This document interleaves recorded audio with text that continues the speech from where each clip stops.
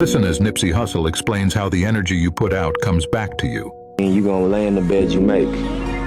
You're not gonna get away with nothing in terms of the energy. You know what I mean? You might beat the camera or the police.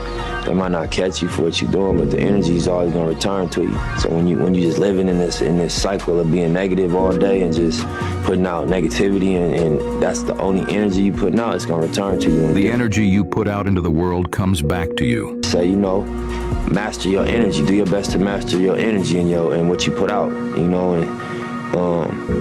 unless that's what you want, because you entitled to whatever you want to create, whatever experience you want to create for yourself. But if you're tired of that shit, adjust the energy. You know what I mean? As best you can, adjust what you wake up thinking and what you say, and then lastly what you do.